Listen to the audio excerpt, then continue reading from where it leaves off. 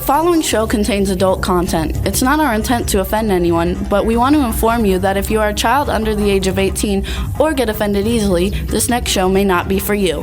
The content, opinions, and subject matter of these shows are solely the choice of your show hosts and their guests, and not those of the Entertainment Network or any affiliated stations. Any comments or inquiries should be directed to those show hosts. Thank you for listening.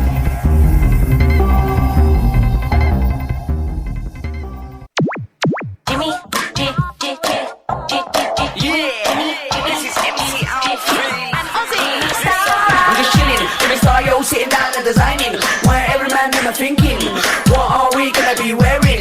Yo, I'm a Liverpool MC, you can't test me. Big up the girls inside the party, let's get down to crazy Jimmy. Big up myself and known as Alfie, the one and only, the Turkish MC. Always love the clothes of Jimmy. Bitch, I'm your wanna be Jimmy Star, new celebrity. We'll take you. Hello, and welcome to the Jimmy Star Show with Ron Russell, bringing you the best in music, fashion, pop culture, and entertainment. We got an exciting show for you today, a bunch of brand new music you have not heard before, and we've got the fabulous Linden Ashby coming on in just a little bit. I'm very excited about it because I'm a big fan.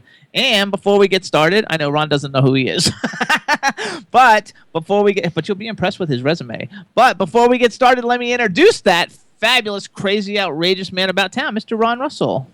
Well, that was me in the past. Now I'm going to be very chic and sophisticated, intelligent and fabulous, like Johnny Carson. Because I have my dogs walking underneath my feet and they're knocking our wires out. It seems that certain networks objected to my behavior last week on the show with the gentleman that had the enormous penis. See, I can be sophisticated. There you go. Anyway, and I'd like to clear up a matter. I made jokes about W4CY's equipment, referring to it as old junk and stuff. That's my sense of humor. I really hope that none of you believed it or thought it was the truth. W4CY was a little upset about it. Their equipment is fine. When you cannot see us, it's their, what is it, Jimmy, that they go to somewhere? That's whoever, the third-party person. The third-party person is the person that's to blame. And as far as Dean goes, I love Dean. You know, I tease the hell out of him because that's what Dean and I do. Dean is like, what's his name? Howard Stern. So it's like Howard Stern meets Ron Russell, and it's quite a dilemma when it does happen. So I just want all of you to know that W4CY is probably the leading tower station. Internet station that sends out the very best shows. So there we go. And? Wait, I'm not finished. Oh. As far as my language goes, I'm sorry, CBS, if you're offended, but I will not use that sort of language anymore. I intend to be proper. You can use darn it and dang it. No, I'm not using darn it or any of those stupid phrases.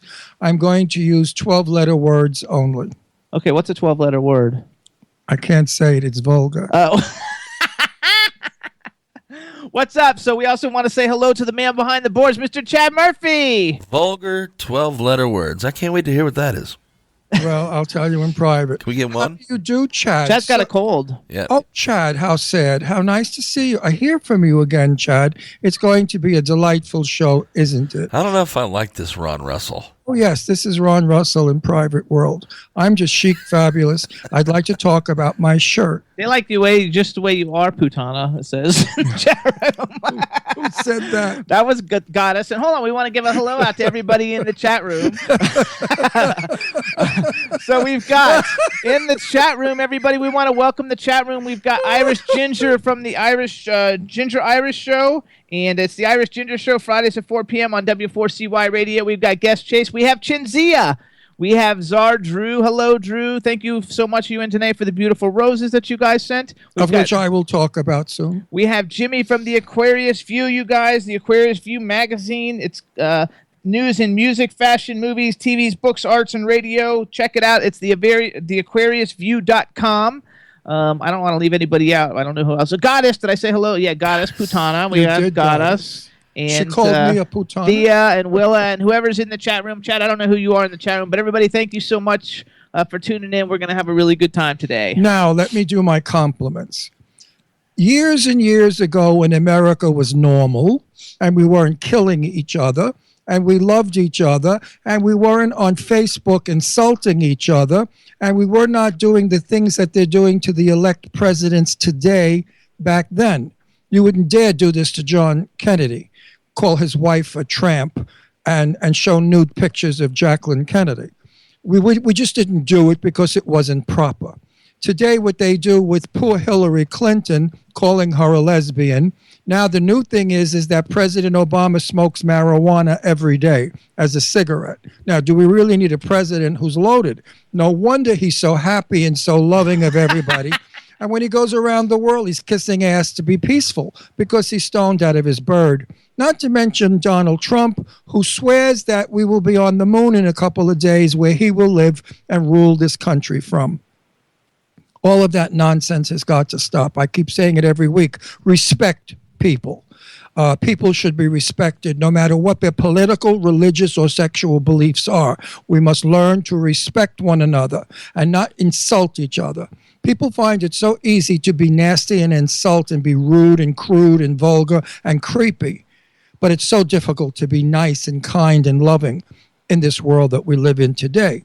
Which brings me to Drew King and my loving friend Danae King, who is also the fabulous Lisa Loren. Liz Loren. What is her name? Liz Loren. I only know Zorina. I only know her 100 years. Liz Loren, who is a fabulous female impersonator. She's probably, in my opinion, the best, the most beautiful, and the most beautifully dressed. I mean, she only wears designer clothes, real women's designer clothes. And her hair is always beautiful and her makeup is perfect. And she's always a lady. Well, she's really a tramp, but she pretends to be a lady. Danae and Drew sent to Jimmy and me the most beautiful 24 pink roses. Beautiful. A box of candy. But the best of all the three things was the card. They wrote in the card, just fabulous about our friendship. I've been friends with Danae now for over 11 years. Jimmy's been helping Drew out a little bit with his social media. And of course, I always talk about DMK, Danae Montague King. You guys know Drew, too. Introduce yourselves. He's in the chat room. He's Czar Drew. And on That's Twitter, Czar he's Drew. Czar Drew. And actually, if you want to see Liz Loren, how beautiful she is, follow at Zarina Liz Loren, Lizloren on Twitter. But remember, she peels that all off at night, and what's underneath you would never want to see. Oh, trust me, she's an old lady. When she takes out her upper and lower teeth, she's bald. She hasn't any eyebrows or eyelashes. Her face is You're like talking about those people writing nasty things on Facebook. You're about to get well. Liz Loren, no, let me tell you something. Liz Loren and I love each other. And we go back and forth as what is called dishy queens. We do this. People love it. It's fun. We just see who could outrank each other, but it's never evil or mean because we love each other. So it's just fun. But anyway, as I was saying, her legs unscrew. Remember I talked about it last week? No, they do. But she has to have her legs rethreaded because she has them up and wide so much that she wore out the threads, as I said last week. But anyway, we loved the Roses boys, and I'm going to call Liz. I tried to call her, but she text messaged me back that she was exhausted and she couldn't take the phone call. I mean, talk about a prima donna. This one I want to choke when I see her. She couldn't. She was just too exhausted to take my call. Talk about a fairy. Oh! Anyway, I will call the boys, and so will Jimmy, and we will thank them. Now, what I'm wearing is a fabulous jersey that our very dear friend, Michael, what the hell is his last name? When I'm trying to be normal, I can't. It's so exhausting being normal. Michael Damian, who has that fabulous movie out, High Strung, which is here. High Strung sent me this comfortable jersey. It's terrific. I'm going to turn around and show you the back. I don't think they could see us today. They can't see it, no. Oh, you can't see us today. You'll see it, but go ahead and say it because they'll see it on the. You'll see it on our Roku. television show, right? Let me turn around. So it says High Strung on the back, you guys, with the number 8. And you guys, High Strung is coming out on video that you can actually buy the DVDs on August 2nd. You can download it now and watch it I everywhere. used to do that joke, by the way, when I did my drag show, my nightclub act. I used to tell the audience, well, not too many of you out there know me.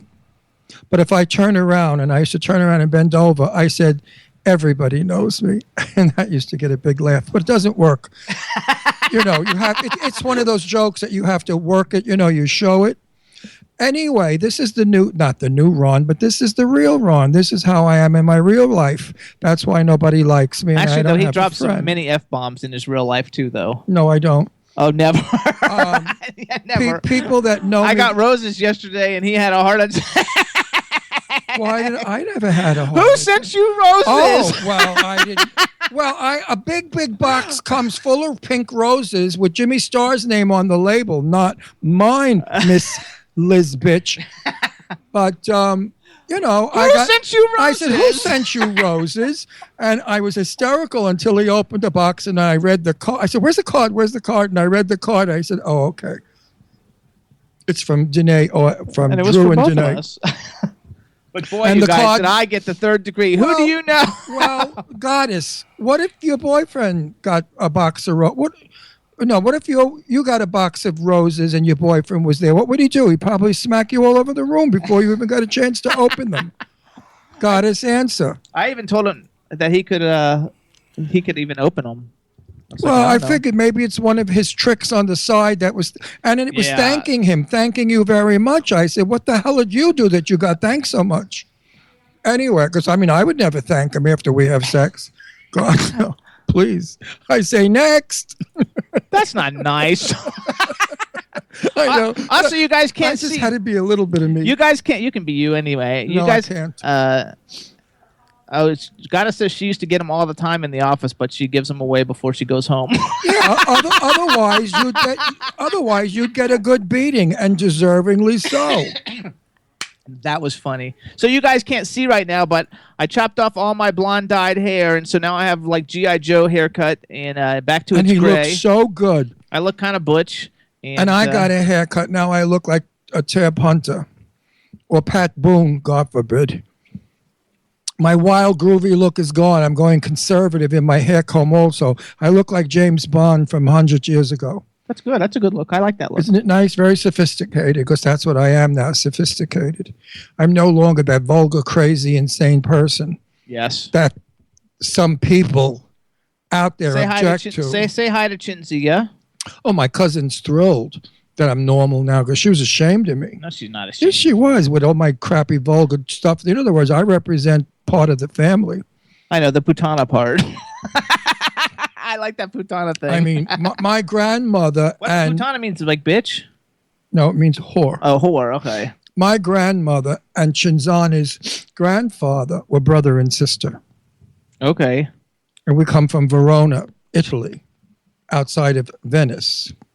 Northern Italians, very chic, fabulous, educated, and well-spoken. Oh. We're not Southern Italians like Sicilians, who aren't really even Italian, or Neapolitans. Those people we consider, to be farmers. She says she's never ashamed of you, so there. I know that. I just have to say that because it gives me like a story. Oh. Gives me something to talk about. Meanwhile, I want to get to Palm Springs so bad, and we're not able to sell our house. Isn't that sad? Yet. Because we had a terrible, terrible real estate broker. Terrible. He didn't do a thing. I mean, and Keller, what was it, Kellerman? Keller Williams? Was it Keller Williams? I don't even know the name of this stupid company. I don't know, but either Anyway, way. Keller Williams, I think I don't go for. I should have gone with Remax, because Remax everybody normal uses. The people that came just didn't do what they were supposed to do. The agents never left cards, and they're supposed to leave a card so we know them in case. But we're whatever. lucky because our contract with them ends on Saturday. Saturday, and then we're going to go on the market by owner and reduce the house $20,000, and I think that should do it, because now it's like the buy of the century. I mean, this house, what's that? That's your picture. Somebody took a picture of your shirt. Oh, good. Now you Posted see it. my stupid haircut. But so if we reduce this house $20,000, which we will, because that's the $20,000 we would have had to give the realtor, which is a little ridiculous. Considering that he didn't do anything. Considering they don't do anything. All he does is, he's a creep. Because all he did, I told him, I said, listen, what was his name? Josh? Scott, what was his name? He's so unimportant. Justin Gall. Justin Gall. I forgot who he was because he's so unimportant.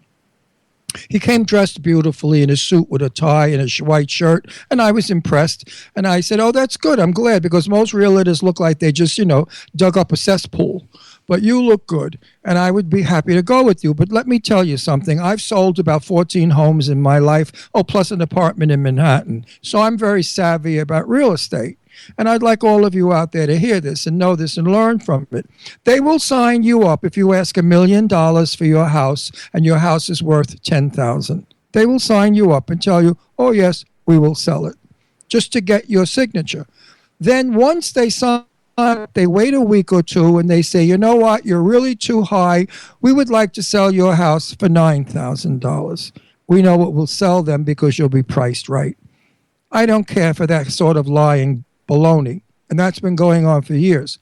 So I told this young man, I said, listen, buddy, I do not want that to happen. You see the price we're listing the house for? First of all, it's a townhouse. It's not a freestanding house.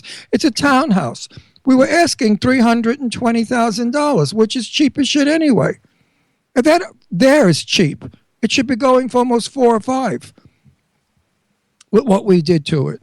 Anyway, don't pull that on me. Well, sure enough, 2 weeks later, he says, Ron, he said, I think we should go down 20,000. I said, that's good. Let's take it off your commission.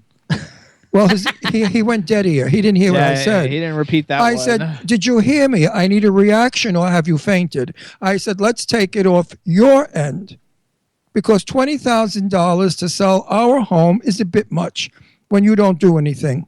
We do all the work.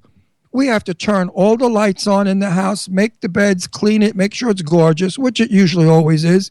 But the sad thing is we have to take the dogs with us and put them in the van and drive around like lunatics, wasting time while the dolls are in here looking in my drawers, opening the refrigerator. What the hell has that got to do with buying a house? If I look at a house, I never open people's drawers or cabinets or refrigerator.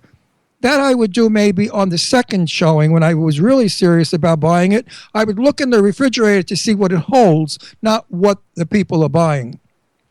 Absolutely. So anyway, I hate selling homes. People are so crazy. When people come to buy a house, the last lady that came, she came with that woman from what agency? Good agency. The last lady was that a good agency. With, the Sotheby's. Sotheby's. Now, Sotheby's is a class act. And the woman came in, and I said to Jimmy, you know what? I'm not leaving the house. Screw this. They don't know the things that we've done to it, the construction we've done, how I knocked down walls and rearranged, and we made it magnificent. From an ordinary nothing, we turned it into a Manhattan-looking townhouse. And I came in at the very end, and the lady said, oh, I love your home, and your furniture is so beautiful. And she's walking around talking about my furniture. Where did you get this? Where did you get that? What the hell am I, a furniture salesman? Lady, do you want my house? The furniture doesn't come with it, and I don't either. Anyway, she loved the furniture. She loved the house. And there she went, gone with the wind. So they're all nuts that come in here. Another lady wanted to know, could I put a fence around the property for my dogs? I said, absolutely. She said, all these woods in the winter, do you see other homes? Lady, we're on a mountain. Didn't you get it when you drove up and you got a nosebleed? Didn't you get it, lady? We live at the top of a mountain. And if you go beyond those trees, you fall into the valley. Where there is a freeway and the cars will run you over and you will be roadkill? Don't you get it, stupid woman? Don't you know where you are, dizzy dame? Anyway. So I told her, yes, you can put a fence. I don't like fences. I don't like gated communities with guards either. I've lived in them and I hate them. I don't want to be the prisoner behind gates. Put the prisoners behind gates and let me have my freedom. Goddess says she had to give up all her furniture when she sold her house. She sold all the furniture with it to get, get him to buy look, the house. you crazy? You know whose furniture I've got? Please, please. I've been collecting furniture. I'm a nut. I have all Maitland Smith. Hello. Actually, the furniture's worth more than that. It's true. My dining room table, it listed for $13,000. No chairs, just a table. It's a leather Roman style hand cut Maitland Smith table. I didn't pay that because I'm not crazy. There was a place in Florida. She's furniture crazy too. Hang on though. I have to ask Chad a question. I'll go quick. All right. There's a furniture place in Florida that bought everything at High Point and sold it cheaply. I paid $5,000 for the table, so that was good because Ralph Lauren for the same size table gets about $20,000. Anyway, we haven't sold yet, but we're going to do it. I'm going to film it myself and put it to voice and talk about it, and it'll be on YouTube. So if anybody's nosy and snoopy and you want to see how mega superstars live, then go on YouTube and you could see our home. And if you know anybody that wants to live in boring Pennsylvania, you know, amongst the woods and the trees, we have deer that come up to the house. We have fox. We have every shitting thing. I mean, it's like living with I don't know who I feel like. Who's that little cartoon that lived in the woods? Somebody lived in the woods. Anyway, we live in the woods, in the wood. But below us is a beautiful big city of Doylestown, which is a beautiful town. Okay. And the taxes are $4,000 a year, which you cannot beat. I mean, that's a joke, $4,000. Most taxes are $10,000 to $20,000. So it's a very beautiful community.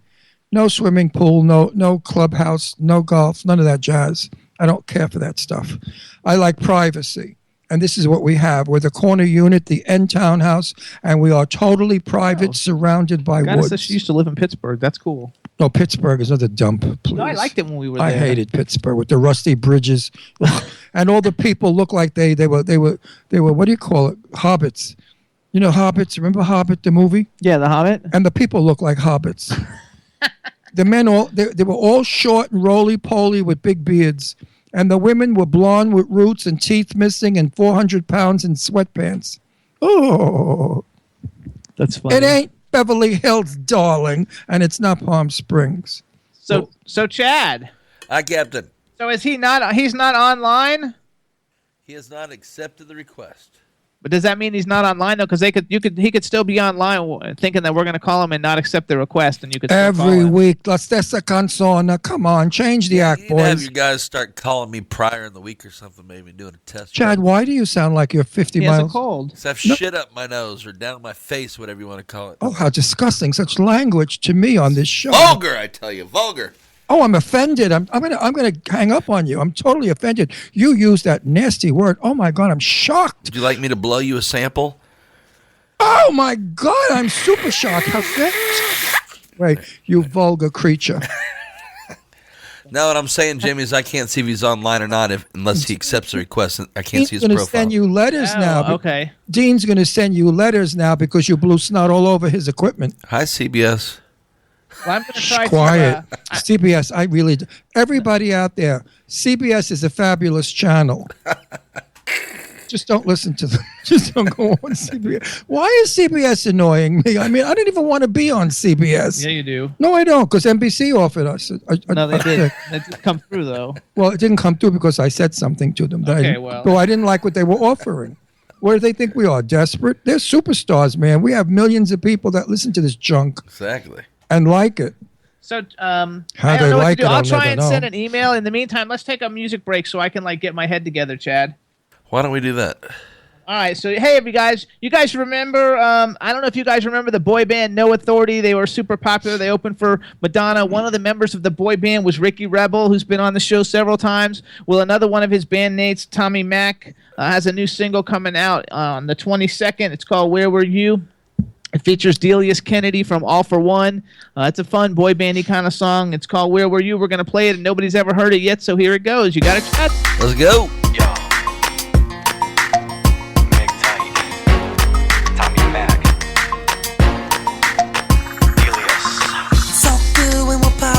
It's all good when we're hanging with models. It's all good when I'm buying the bar out, doing shows and I'm rocking the crowd. feels good to check the time on a Rolex. Look down and see the ice on your neck. Pull up to a nice house in the Hummer. Throwing parties every night in the summer. What happens when the clock strikes 12? The party's over. The new single didn't sell. Where were you when I needed you the most? Friendly boys to pick me up when I was down. But I didn't hear a sound. You were there for the celebration toast. But when times got bad, I looked around. You were nowhere to be found. So where were you?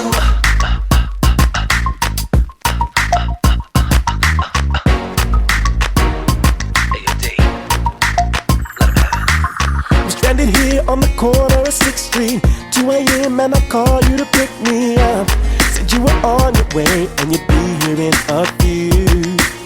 An hour later, these peeps approached me, took my money and all of my jewelry, knocked me down and I thought to myself, where are my friends now? I thought I could count on you, but now I know you had me fooled. Where were you when I needed you the most? Friendly boys to pick me up when I was down, but I didn't hear a sound. You were there for the celebration's toast. But when times got bad, I looked around. You were nowhere to be found. So where were you? Need a pack, and I'm gonna see if I can treat myself better than you treat me. I'm no longer giving more than I'm getting in return. I'm not gonna keep getting burned. Where were you When I needed you the most. needed you the most? Pick me up when I was down, but I didn't hear a sound. You were there for the celebration toast. But when times got bad, I looked around. You were nowhere to be found. where were you When I needed you the most? Friendly boys to pick me up when I was down, but I didn't hear a sound. You were there. For the celebration toast. But when times got bad, I looked Around. You were nowhere to be found. So where were you?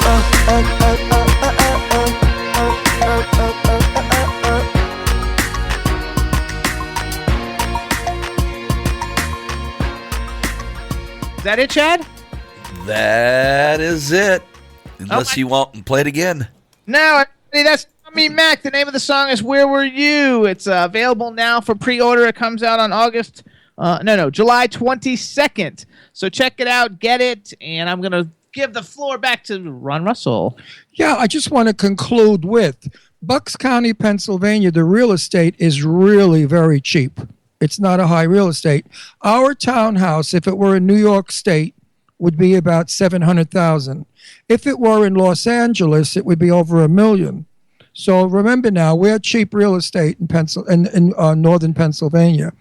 Even if we were in Center City, Philadelphia, it would be up in the 6s and 7s. Maybe more than that. Be more than that. So what we're offering is really like dirt money. I mean, what are you going to get nowadays for $320,000? Sad as it is, nothing. I mean, people are driving cars now that cost that much, which is sick. But real estate has gone berserk in this country. I mean, sure has. we're moving to Palm Springs, and we're certainly not paying $320. That's for sure. I wish for $320,000 in Palm Springs, you get a garage with a hole in the roof, and some maniac next door doing target practice with his semi-automatic rifle.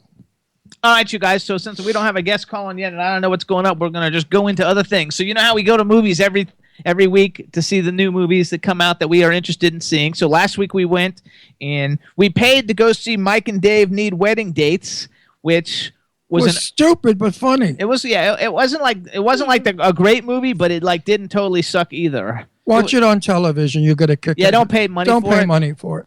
You know, poor Zac Efron, though, if he doesn't start making some kind of different movie, because like every movie he makes now is the exact same movie. Yeah, and he's finished because his looks have gone. He's handsome still, but he's not beautiful.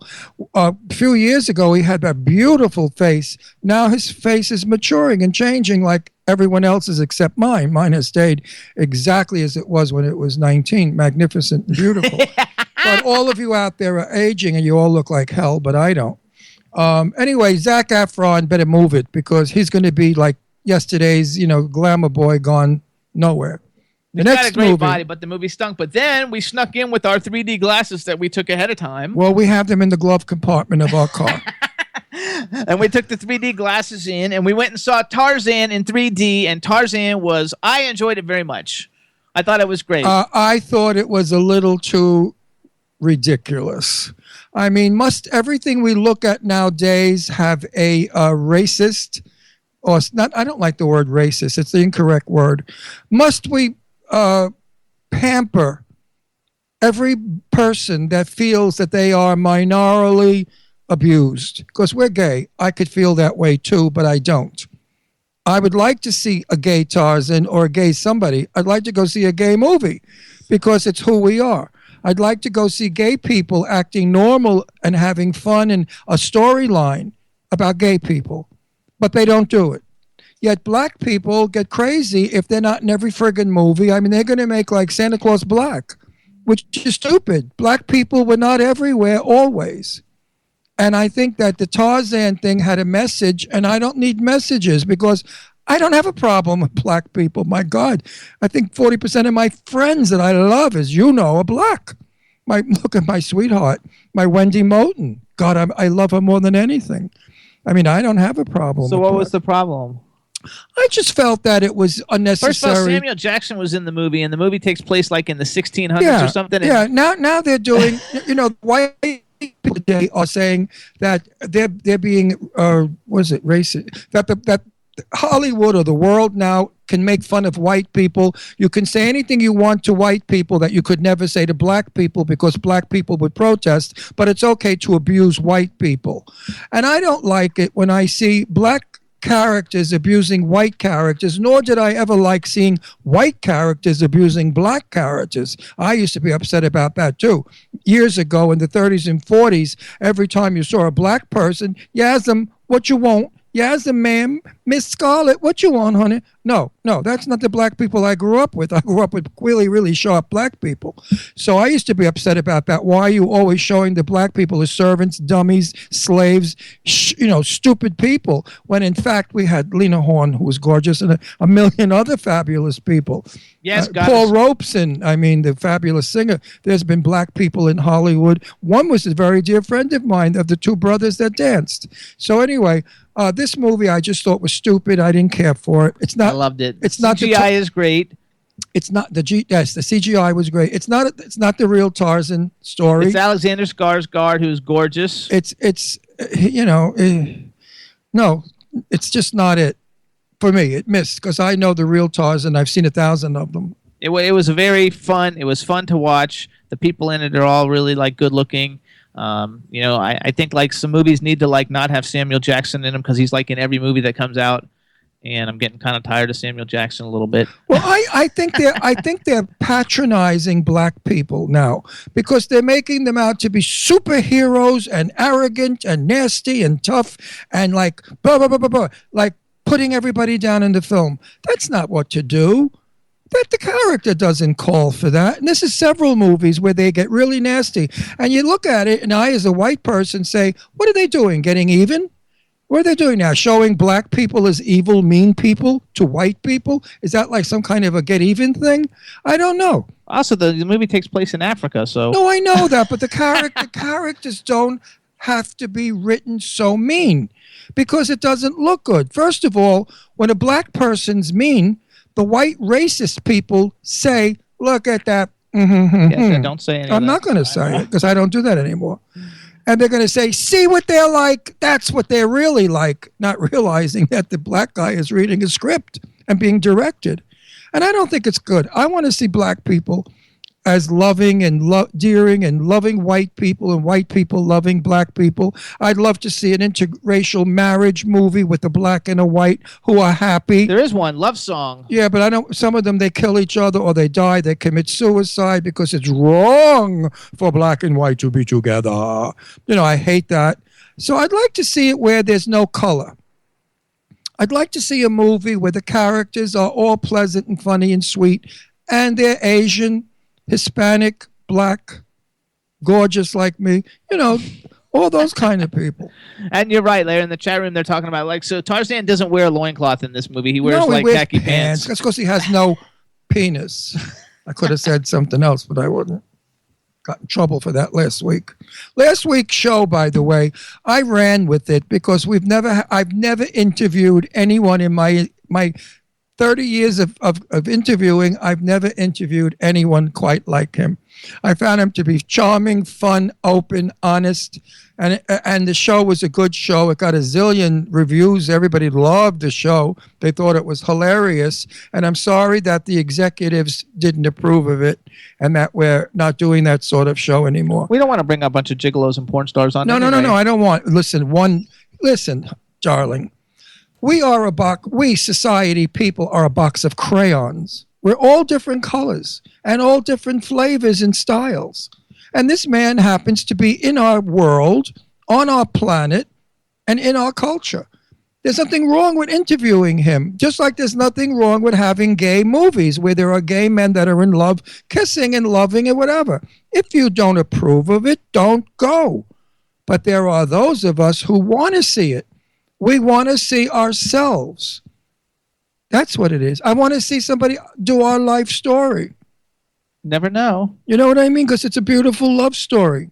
You never know. And I'm resenting all of this stupid crap that's going on with everybody so prejudiced against everybody, and everybody's on Facebook. Everybody hates everybody. Everybody hates everybody. What is going on? And when Trump says he wants a better America, he's wrong.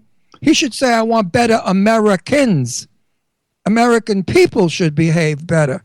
Listen, blacks, Hispanics have been around for 50 years, more than that, free. Hundreds of years. No, I'm talking about when I went to school, I went to PS 83 in Astoria, Queens. It was not exactly a private school where wealthy people were.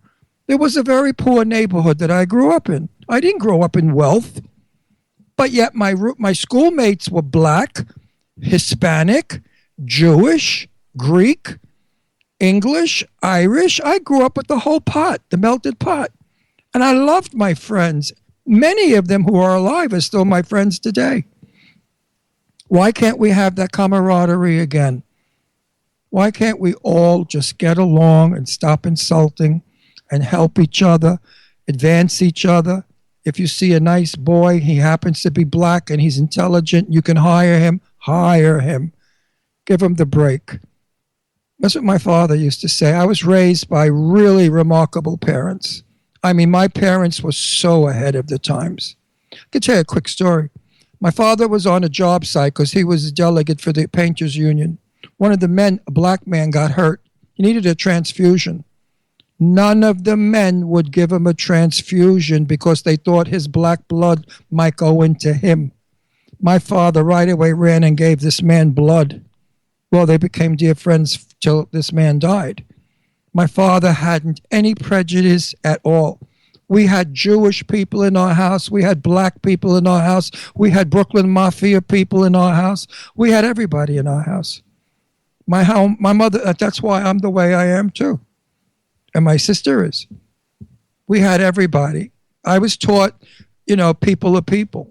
My father used to say to me, guarda per la cattiva, la gente cattiva, which means watch out for the evil people. He never said colors or races. He said, be careful of evil people. There are a lot of mean, evil people out there who'll use you, abuse you, hurt you. He taught me that. Enough of my lecture. See how boring I am when I'm not nutty? That's not boring. But anyway, listen, at my age, if I could get a word out there and if I could get 3 people to change their minds and not be so evil to different kinds of people, I've done my job. And gay people are really nice people. We don't assault your children. We don't wait in bathrooms and grab your sons and make them gay. Because first of all, you can't make anybody gay. You're born gay. What, you think I chose this life? What are you, nuts? I mean, I was married for 16 years. I was very happily married, but half of me was destroyed. There was half of me dead.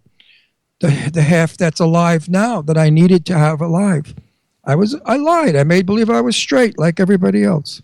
All right, so that's it for the movies. Anyway, I think if you guys like Alexander Skarsgård, you will like Tarzan. It's a good movie. They could have cast somebody besides Samuel Jackson in the one role because I thought his character was irritating and he didn't fit whatsoever in the film. But Margot Robbie plays Jane. She's gorgeous. You guys are going to see her soon coming out in Suicide Squad. She hit it big when she was in that Leonardo DiCaprio movie, The Wolf of Wall Street, as his wife or girlfriend or whatever. And she's super hot and she's like a superstar. And the movie is fun, but you don't really see Alexander Skarsgård naked. And Tarzan wears pants, which is just ridiculous. And I spoke about my dear friend Wendy Moulton, who I love. Go on your Facebook page and pull up Wendy Moulton. She's appearing with, I forgot who, some other big star, all over the country. I'm not certain of her scheduling, but go into Wendy Moulton, M-O-T-E-N, and please go see her show. This gal sings one of like the best female Peggy singers Lee, on the planet. like Peggy Lee, like Beyonce. How do you say that name? Beyonce. She sings like everybody. Like Whitney Houston. Like Whitney Houston. I mean, she does every kind of voice there is. She sings 1940 music, 30 music, 50, 60, today's music. Her show is phenomenal. She is phenomenal. And she's beautiful. And I know her so well. She's my dearest friend. I love her. She's as sweet as an angel.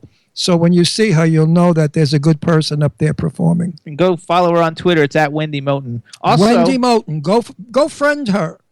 Tell her Ron Russell said we should be friends. There you go. Also, you guys, another movie that's coming out this weekend that I think might be fun to go see, even though it's a remake, but it might be terrible. Who knows? But Ghostbusters, the remake, is coming out with the 3 female Ghostbuster chicks. I think it's going to be a lot of fun. So that's probably like the next great one to go see. Everybody in the chat room saying The Conjuring, which we didn't see that yet. We saw the first one, but we didn't see the second one. What movie? The Conjuring. That's like one of those ghost movies. Do I remember? You remember the first one probably. About the haunted house. Yeah, you saw it. We saw it. I like those movies. A lot of times you like those, yeah. So should be good. Also, then, you guys, if you're a John Barrowman fan here at the Jimmy Star Show, we're big John Barrowman fans. He's actually our #1 show in our 5-6 year history.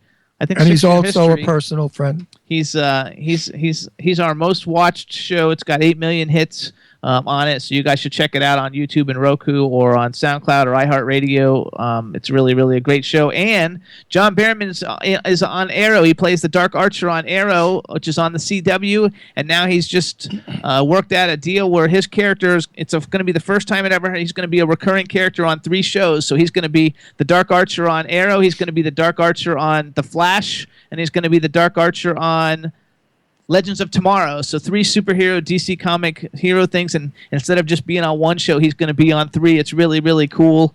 As far as like acting and a deal for actors goes, it's a really big deal because it never ever happens. You know, that you get to play your same character on 3 different TV shows. And so we want to, first of all, congratulate him. And second of all, tell you guys to watch our show with him because it was hilarious and we had a blast. Yeah, John lives in Palm Springs with his lover of many, many years. And what ran all over the media was a picture, it was actually a short video that John was in the swimming pool talking to his audience. And suddenly, his lover didn't know it, walked behind and took his towel off, stood there. He didn't have his towel on. He was getting out of the pool. Oh, he was getting out of the pool. I haven't seen the video.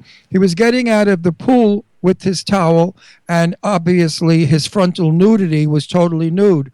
One of the reporters that reported about it said, yes, we saw John Barrowman's lover and his eggplant getting out of the pool. So that's an indication of what to see. So if you people want to be whatever, go see it. Find it on Facebook. It's John Barrowman in the pool. Who was he talking? He was talking not to people. He was talking something business. And he was mortified because the people he was talking to were, not friends to have fun with. So I said to Jimmy, when we go to John's house now, do they all go in the pool naked? I'm good for that. I mean, I love naked. But the eggplant, when he jumps in, the water's going to go over the pool.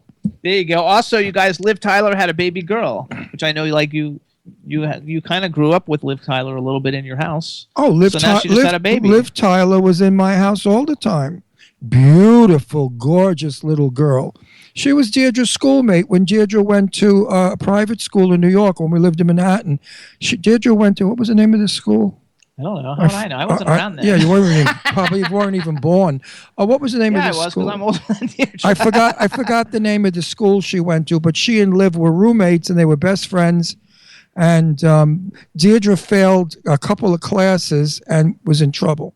So she started crying and she told Liv, she said, "My father's going to kill me." I thought it was the other way around. No. And Liv said, "Why don't you come and stay with us? You could live with us."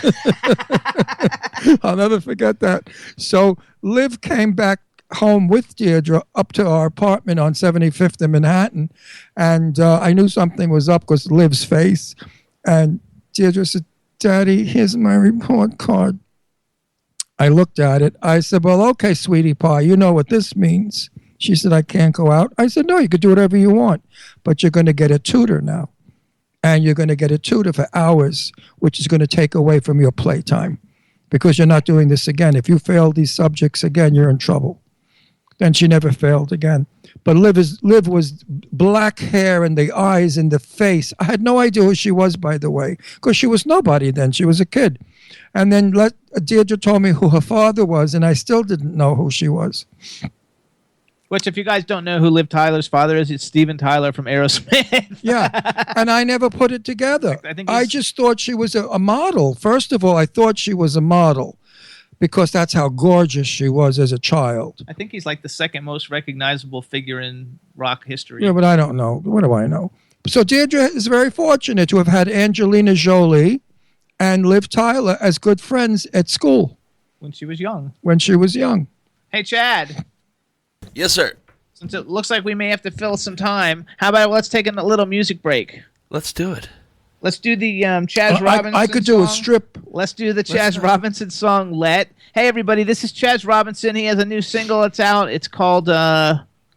I forgot, but this is another song off the album I like because his album release is coming up August 12th. When I said I would do a strip, you ignored it. I know, because I was already in the middle of something. Well, if I do a strip, it ain't pretty. Nobody can see it. If I do a strip, it won't be pretty, but it may be entertaining. No, we're not going to do a strip You right can go ahead and strip during the break. I'll take a picture and put it in the chat room for you. It's not going to be pretty, but it could be funny. No, this is Chaz Robinson. That's the old me. The new me doesn't do that sort of vulgar. Boring. Okay, hang on though. Let me just finish, please. Oh, James, you're okay, annoying. So the name of the song is Let. The name of the artist is Chaz Robinson. The album comes out August 12th. It's a fantastic ballad. I love it. It's a piano ballad. Check it out. I hope you enjoy it.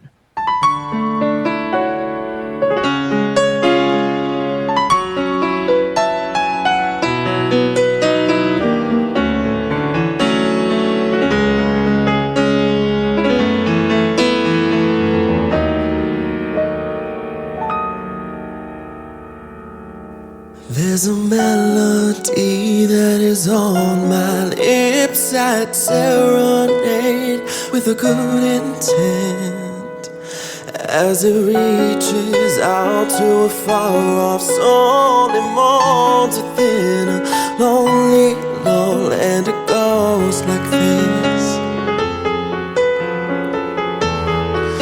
As the star-crossed him, so I let you go and I let you cry. Let you leave this place, let you say goodbye. Then I'll let the time, let it fly on by. Let eternity not win this time. Let the distance grow, don't let it show. Let my arms open wide. When you come back home, I won't let you go. Let your heart be sure.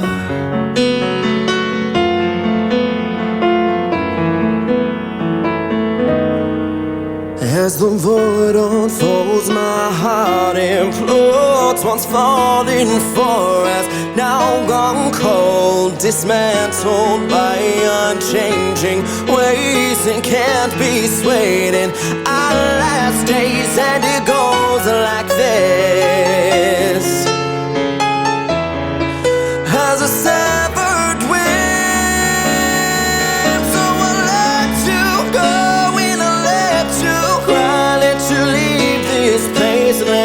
say goodbye. I'll let the time, let it fly on by. Let eternity not win this time. Let the distance grow, don't let it show. Let my arms open wide when you come back home. I won't let you go. Let your heart be sure. Ba-da-dee-da-dum, ba-da-dee-da-dum, ba-da-da-dum, ba-da-da-dee-da-dum, ba-da-dee-da-dum, ba-da-dee-da-dum, ba-da-oh, ha-oh, ba-dee-da-dum, ba. So I'll let you go and I'll let you cry. Let you leave this place, let you say goodbye. And I'll let the time, let it fly on by. Let eternity not win this time. Let the distance grow, don't let it show. Let my arms open wide when you come back home. I won't let you go. Let your heart be sure. As the sun fades out to shades of gray, just like you, it longs to stay. A subtle whisper in the wind says, don't turn back, and this is the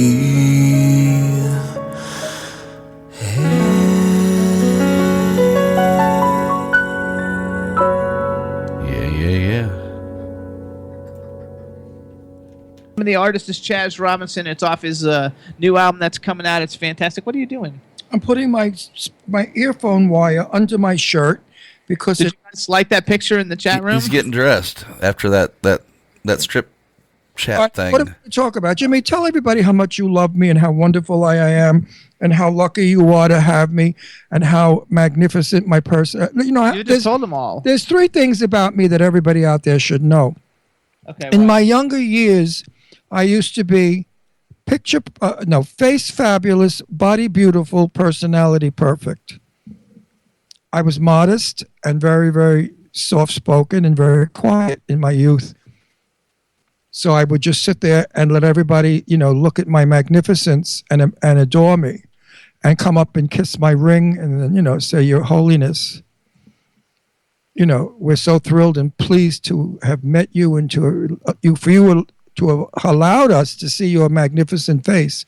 I say, well, every now and then, I show the public. I give them a thrill. There you go. Now, Jimmy, tell them. Say hi to Dave from Stars Now UK. Dave, I love you. You know that, Dave. You're on my Facebook. You're always supporting me. You're always writing terrific things in comments. I think you're sensational, and I think you're a great media person because you play media with us. And I just want to say, if I had a hat on, I'd tip it. And if I had underwear on, I'd take them off. But I don't. Oh, I'm getting nasty. Oh, wait a minute. CBS, forgive me. Forgive me, CBS. Please. Could you imagine when we go on CBS, we're going to be like Lara Spencer? Meanwhile, Lara Spencer is a friend of the family. She's Leslie's dearest friend. She was in Leslie's wedding party. They grew up together. Lara's my other daughter. I practically raised and fed that broad. And I did an interview with her when she... We played it here. We played it once. We played the interview? Yeah. And, I keep saying to Lara, when are you coming on our show? I want to do a big interview. So much stuff is happening in Lara's life. I can't talk about it because it's private stuff. But let's put it this way. Oh, my God. She's dating a guy who's crazy about her, who's handsome and young. I'm not going to give his name. Who's worth over I don't think anybody wants anybody. $100 million. No, this is something. Hey, listen, if I was dating somebody worth over $200 million, you think I'd be sitting here with it? It's not in the tabloids, though, because nobody knows about it. Well, now it'll be in the tabloids. Could you imagine how this little girl from our neighborhood worked her way up to Good Morning America and is dating a guy worth over $200 million? My God, is there that much money in the world? Not in our bank account. There's not. Well, mine maybe, but I'm not telling you because then you would have married me just for my money. Oh, that's right. So I'm not telling him what's in my bank book because definitely, older man, younger man, they marry older men for their money. I know, but I'm the older man. Well, some people thought so. I know. That's why I'm saying. Could you believe that? We went to a Halloween thing, and the guy, and I said something about there's an age difference, and the guy said to Jimmy, how much older than Ron are you? Oh, it made my day. Week, month, year. Actually, whoever guessed Sexy Mama is in the chat room, she says she loves the show this week. And see, because I'm sophisticated, clean, and not vulgar. I'm not offending. I'm not offending anyone with my dirty mouth. I'm not behaving like an idiot. To tell you the truth, I'm falling asleep because I'm boring myself to death. But what are you going to do? CBS is a fabulous channel. Everyone, watch CBS. They have the best shows in the world on CBS. First of all, we don't know where we're going to be with our I don't TV care show. about it. I'm being nice because I was asked to be nice. CBS is upset with me, and I don't want any network to be upset with me. There you go. CBS, I love you. Okay, that's enough, though. I love CBS. I really do. I really watch CBS more than any other channel. Kiss it, Ron. Except for the Golden Girls. I don't know what channel they're on. TV Land. But see, NBC, I don't care. I like ABC for Good Morning America. I never miss Good Morning America because my Lara's on, and Lara's very, I always have to, I call Lara, and I tell her, Lara, you need darker lipstick. Lara, I don't like your haircut. Lara, I love the dress you have today. That neckline is beautiful. Lara, your skirt's too short. When you sit on that stool with the Lucite table, you can almost see forever. I'm like her dad. See forever. Well, I'm being polite, James. I've never heard it put that way. Well, that's a polite way of putting it. Seeing the snatch. No, it's vulgar, disgusting language. CBS is going to come after you. No, because I don't use bad words like you do. Oh, well, they're going to get you. Anyway, so I'm kind of like Lara's dad. I love her so much. And you know what, folks? She's the sweetest, nicest girl in the world. She's just good people. She's down to earth. She's regular. She's funny. You put a couple of drinks in her, boy, can you have a ball. She's wild. She's crazy.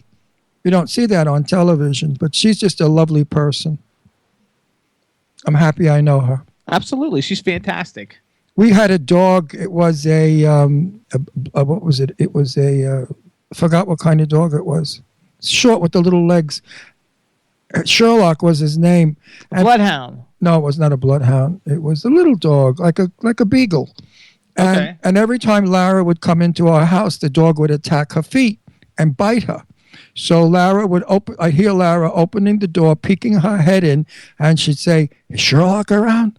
Sherlock could have been a mile away. The minute she stepped into the foyer, Sherlock was there biting her feet. Well, Lara used to run up the stairs and get it right into Leslie's bedroom and slam the door on the dog. Now, the first time I met Lara, we were living in Beverly Hills, California, and we moved to Garden City, Long Island, to a beautiful Tudor house. And it had this wonderful entry foyer with the great big banister, an old-fashioned banister that came all the way down into the foyer. And I walked in, and suddenly this little girl, blonde little girl, comes flying down the banister, flips off the banister, does like a double whatever, and runs saying, "Hello." And he uses, of course, my real name, not my stage name. "Hello, Mr. Sorego, how are you?" And she runs and giggles. And I thought, what the hell is that? But anyway, I said to Leslie, and you ran out the door. I said, "Leslie, who is that?" She said, "Oh, that's my schoolmate, Lara Spencer, but who's really Lara Von Sealing." So I said, "Oh, like Von Sealing, the vampire chaser?" She said, "No."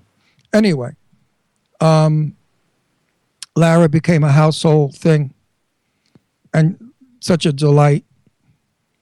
I mean, the girls used to drink all our liquor. It was terrible. Listen to you telling like all the secrets. We had a finished basement, and they one time had a Chinese night where all the girls had it was only girls had to come as Chinese, and they all wore Chinese smocks, and they did things on the floor, and they had Chinese food and little umbrellas. And I said, "Now I'm leaving you girls alone because I'm going to go out with some friends, and I trust you. No boys, no smoking, no drinking." "Oh, no, Mr. Sorego, never, never, never, never." Deirdre, who is 7 years younger, was the biggest squealer in the world. The next day, Deirdre comes, "Daddy, not to say anything, but boys were over last night. They were drinking and smoking. So I said, Deirdre, you're being punished. She said, why? I said, for squealing. I'm Italian from Brooklyn. We don't squeal. Well, you don't know what Leslie did to me. And blah, blah, blah, blah. I said, Deirdre, we do not squeal in this family ever. Ever. So she never squealed again. That's a cool story, actually. It's a beautiful story because it's true. I love it. She thought I was going to say, and go after Leslie and punish. And I never mentioned it to Leslie either. Never. Of course I knew there was going to be boys over and drinking and smoking. What is I, born in a virgin's tomato patch? I mean, what do you think I did when I was 16? Please. You got to love it. All right. Hey, Chad, why don't you tell everybody what you got going on this weekend since we got lots of time? Let's see. We have Thursday night, tomorrow night at Aruba Cafe from 9 to 1. That's in Fort Lauderdale. And then on Saturday, we are at Not better, by the way, now. Like, all of a sudden, you sound like a little bit Did you put clearer. salt water up your nose? I did not. Did you blow it? Just try not to breathe through my nose. Okay. Oh, okay. You sound much better. You sound like you again. Thank Almost. you. Almost. Where were we? Deck 84. Is it Deck 84? Runway 84. No, it's not Runway. We're not Oh, stripping. that restaurant. Is it still around? Airport Runway 84. No, we're playing music. We're not stripping. No. Highway 84, the Italian restaurant where Joey Cadillac, the big mafioso, used to own. I used to go there with all my Brooklyn friends. I like it. Sounds good. I don't remember the name. I think it's Deck 84, Deck 48, some deck in, I don't know, Boynton Beach or something. Then on Sunday, we're playing City Place, where old B.B. King's used to be. I forget what it's called now, but we're down at City Place for the first time. Yeah, good restaurants. Not really. Yeah. They're, It's pretty decent nice. restaurants. Yeah, it's decent. But Runway 84, Let's Google it. who ran it was Joey Cadillac from Brooklyn. Yeah. And I used to go there with all my the hoods. But they loved it because they give you an enormous bucket of mussels for free. Hey now. Oh, you had to see the Ginzos eat those mussels. I mean, like morte de femme. Morte de femme means dying of hunger. I mean, they were snapping them and cracking them more and more and more. Well, we got service there because of Joey Cadillac. Sniff was connected. So I'd walk in with all my friends, and we'd sit down, and boy, oh boy, the waiters came running and whatever. One of my friends, who I will not mention, is a big shot. He's the son of a very important man. And he always has $100 bills. That's all he carries is $100 bills. He gets 6 waiters in his circle. He said, come here, boys. I'm going to snap this $100 bill in the air. If you catch it, it's yours. Did you ever snap a bill in the air? It goes all over. It flies all over. You can't grab it. Well, you had to see these 6 waiters jumping on the floor, banging heads, kicking each other, cursing to get the $100 bill. Well, only one fella got the $100 bill. And I think there was realistically four waiters. So then my friend said, you didn't get any hundreds? Come over here. I'll give you a $100 bill, each one of you. Get over here. And he gave each guy a $100 bill. So nice. I mean, I used to like, they're the people in, let's put it this way, the Italians that have different kinds of businesses, because there's no such thing as the mafia. That's Hollywood. The guys that are businessmen, just like Jewish people and black people and Asian people now, they just do business different. Actually, they do things like the government does, like presidents do, like Bush did. And, they call it bad. But my friends were terrific. I still love them. I mean, I see them occasionally. And they go, hey, it's Ronnie the movie star. Hey, get over here. What are you doing, Ronnie? Hey, come on, we're going out to eat. You want to go? I say, sure, boys, let's go. Get over here. I love when they do that. Get over here. Anyway, I live a very diversified life. I go from the fairies that talk like this, darling, I'm so happy. Oh, get over here. To the, hey, Ronnie, what are you doing? So anyway, it was Deck 84. So your Saturday or Sunday, that is, Deck 84, Chad. Saturday on Deck 84. All right, everybody. So also, you can hear the Jimmy Star Show on iHeartRadio, Stitcher, SoundCloud, Audio Boom, Podomatic, Apple TV. I wrote Stitcher twice. Also on WROM Radio in Detroit, K4HD Radio in LA, Hamilton Radio in New Jersey, WBAD Radio in Washington. You can also see our videos on Roku, Vimeo, and YouTube. We put new ones up. We just put up the... I just put up today the interview with Rachel True that we did 2 weeks ago. Oh, I love her. I Rachel love True her. from She's The our new Craft. best friend. We're going to hang with her in Palm Springs. Yeah, it's a lot of fun. Oh, she's good. Also, if you're going to be in Philadelphia, August 26th, the Sharon Leah Band's playing at the Hard Rock Cafe in Philadelphia. To get more information, it's SharonLeahBand.com, but that's August 26th at the Hard Rock Cafe. And we're going to try to make it so if we're there, let's meet. You can all meet us in person, and we'll sit at the same table, and then I'll get dirty and down again because nobody's listening. There you go. All right, so now we're going to take it over and do a little Wait, country. Jimmy, don't you have any stories to tell us? No, we're going to play music instead. I'll come up with a story for But when we after come the back. music, I mean, I'm doing all the talking. It's almost like the Ron Russell show, maybe with Jimmy Starr. That's because I don't want you to yell at me if I interrupt, so. No. But see, you have to have a personality. I have a personality. Well, then use it. Tell a story. I don't have any stories to tell. Make one up. Okay, anyway, here's what we're going to do, everybody. Nathan King. I this is married country a song. wonderful man, but dull life. Dull. This is Nathan King, everybody. The Wait, name of the before song- we go there, would you believe Jimmy has never drank or did drugs? I drank. Beer. No. I mean, you never were a boozer, stone laying in the gutter like me. Thank God. That's true.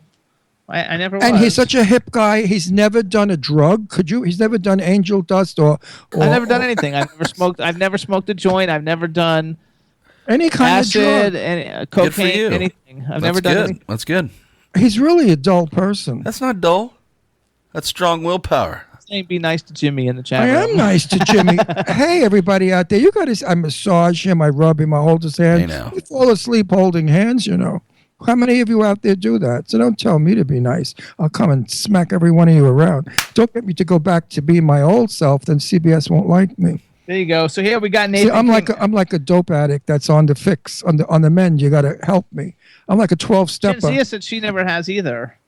Neither have I. If anybody, I kid around about. I never did drugs, Jimmy. I did vodka, yeah, but no. I used to do vodka. I did cocaine once because my sister-in-law insisted that I do it, and it went up my nostril. I got such a pain in my nostril, and then it bled. I said, "Get out of here! I'm not doing this shit." So what I used to do though, because when I was in college, I was a Phi Delta Theta. That was my fraternity, and I was like a big wig, and I wasn't out. Like I hadn't figured out the whole gay thing, so I still had girlfriends and stuff back then. And my roommate and I, Wolfie, who you know because you met him in Florida when we were in Wolfie. Terrific guy, Wolfie. We lived Sweetheart. up in like the suite of the fraternity because we were big wigs, and we used to make strawberry daiquiris with 150 proof grain alcohol.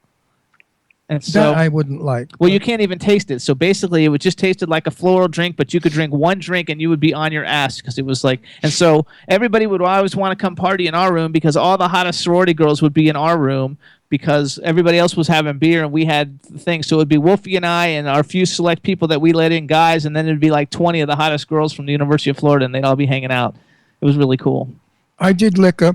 I'm a Kettle One vodka drinker. I have some sort of a resistance to vodka.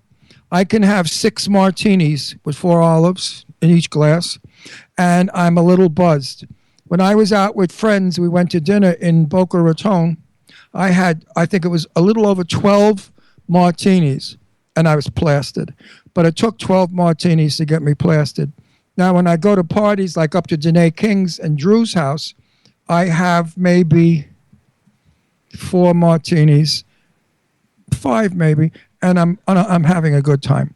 But this is the What's your truth. favorite Wait, is a mangotini. oh, mangotinis. Oh, baby, I drink 30 of those numbers, and I don't even know who I am, where I am, or what I did. But anyway, the funny thing is I can drink vodka and have a resistance, but give me 2 glasses of beer, I'm bombed. I have no idea why beer gets me so stoned. Yeah, that's why I never drink beer.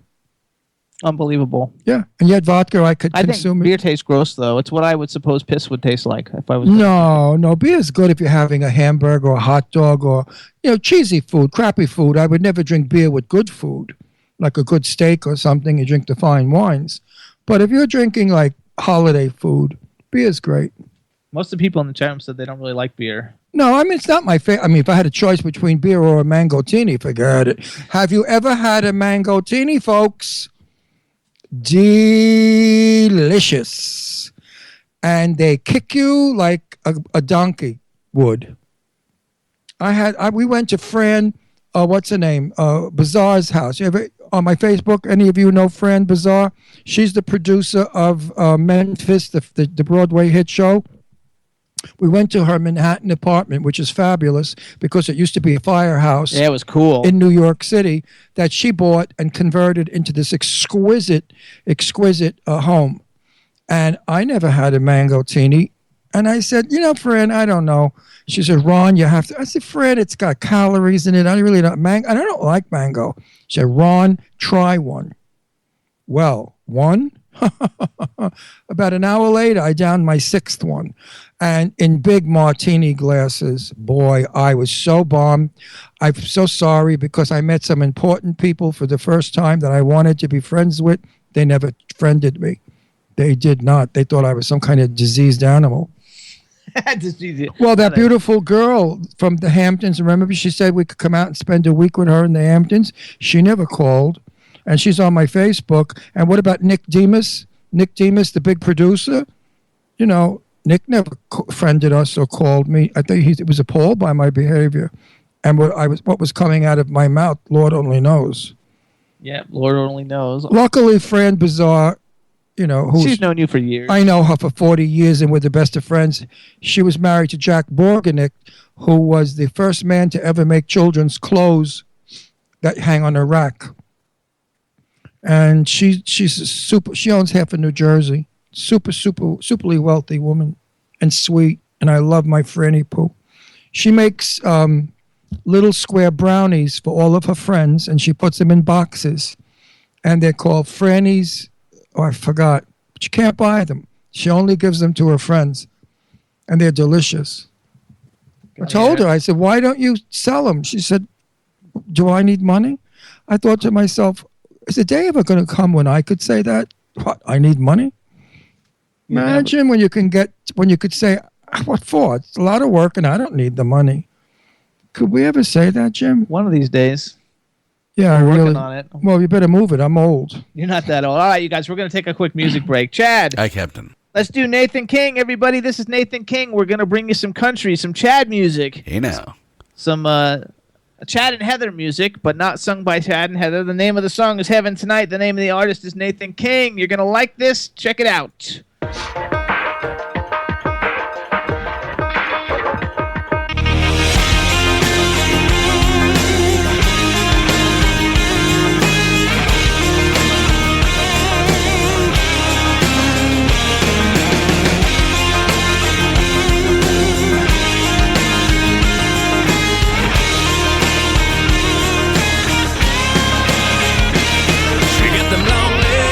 Rockin' little body, sipping moonshine out of the Mason at the party. Looking my way with them pretty blue eyes. Got an innocent smile, but she's the devil in disguise. Works the dance floor when she knows that you're watching. In the tight jeans that make your heart stop and see a tattoo on the small of her back. Why don't you come over here and we can head on out tonight?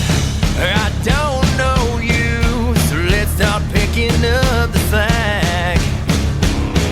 'Cause baby, there's no going back. You're driving me insane. Can't get you off my brain. And I know it's wrong, but it feels so right. Come on, girl, 'cause I wanna see heaven tonight. Making love underneath the stars. I'm falling way too far. Got the radio on till the morning light. So come on, girl, 'cause I wanna see heaven tonight. She likes fast cars, but we're riding in my beat-up old Ford truck. With the pedal to the floor, I take a dirt road to see the look in her eyes that light up the night, making everything alright. She kicks her boots off with the radio blasting, leans back saying she wants to go fast. Turn the lights down underneath the moonlight. I can show you a night that you ain't gonna forget. You're driving me insane. Can't get you off my brain. And I know it's wrong, but it feels so right. Come on, girl, 'cause I wanna see heaven tonight. Making love underneath the stars. I'm falling way too far. Got the radio on till the morning light. So come on, girl, 'cause I wanna see heaven tonight.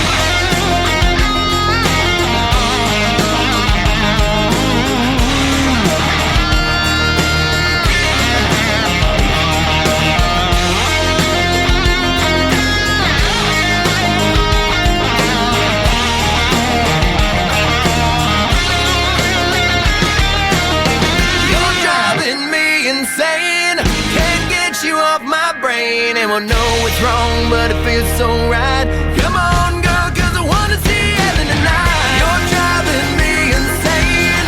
Can't get you off my brain. Anyone know what's wrong, but it feels so right. Come on, girl, 'cause I wanna see heaven tonight. Making love underneath the stars. I'm falling way too far. Got the radio on till the morning light. So come on, girl, 'cause I wanna see heaven tonight. Yeah. Yeah, so come on, girl, 'cause I wanna see heaven tonight.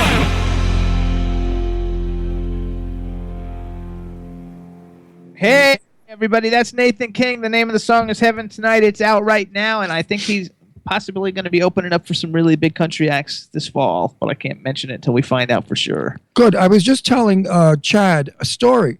Jimmy and I shop. It's all we do in this stupid, boring Pennsylvania is shop. Well, then again, we need a lot of clothes for our show because every week we wear different clothes.